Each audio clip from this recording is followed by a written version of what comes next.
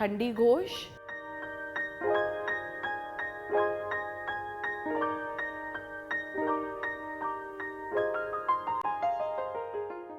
Hi, welcome to Sanjeev Kapoor Khazana. I'm Rupa here. Let's do a mutton preparation, a very traditional one, which is normally cooked in a handi, so it's called as a handi gosht. But if you don't have the handi at home, you cook it in a pot and don't pressure cook it, because you want this dish to cook in its own juices on a nice low flame till it's nicely delicately flavored and it turns out into a nice flavorful dish. Let's go ahead and look at the ingredients. We have 500 grams of mutton. See that the mutton is quite tender.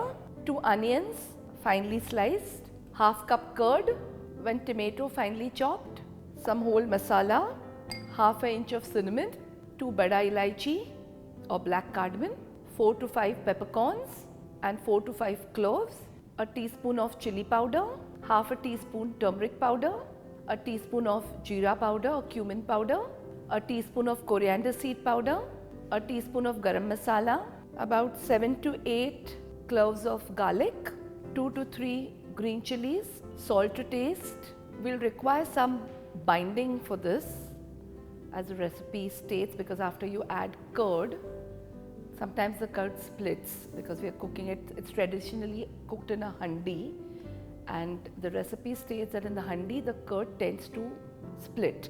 So for that reason we are going to use about a tablespoon of wheat flour, and we require about 3 tablespoons of oil. To begin with, add the meat, add the onions and the garlic, 1.5 cup of water. So just mix and let it just boil.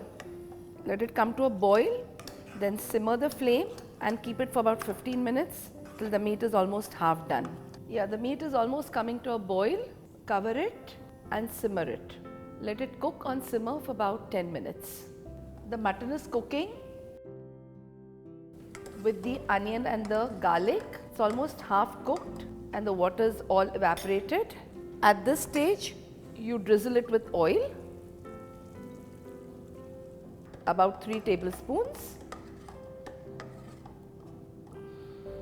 Add the tomatoes, raise the flame and cover, simmer and cook till the tomatoes go soft. It will go soft in about 2 to 3 minutes. The tomatoes have gone soft. At this stage, add the whole masala, add the bada ilaichi, the cloves, the pepper and the cinnamon. Mix well. You can get the aroma of the khada masala or the whole masala as it's getting boiled with the meat. You can start seasoning it. Add the salt, add all the powdered masala, cumin powder, chili powder, turmeric, the garam masala,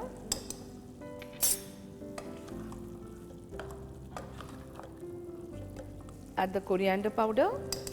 So all the powdered masala we have added, the coriander, the cumin, the turmeric, the chili and the garam masala.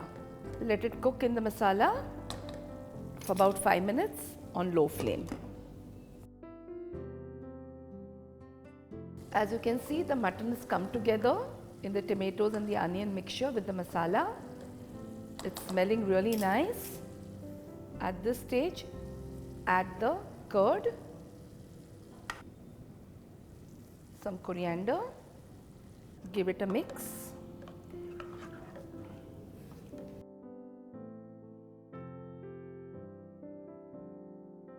As I said, this is traditionally cooked in a handi, that's like a mud pot, and the curd tends to split when you are cooking in the handi. So what the recipe states is that for the binding, little wheat flour is added. So take about a tablespoon of wheat flour, add half a cup of water, Mix well and add it to the cooking mixture. So this just adds to the thickening of the gravy and it will avoid the curd from splitting. The meat is not yet gone tender, so cover and let it cook for another 5 to 10 minutes. The mutton is cooking after we added the curd and the wheat to bind it together. Let's check on it. Yeah, it's almost done. At this stage, add the green chilies. Give it a mix. This is just to add to the flavor. Cover and cook again for 5 minutes. The mutton is all come together. It's got a nice thick gravy, as you can see, and it's smelling really delicious. Let's take it out for serving.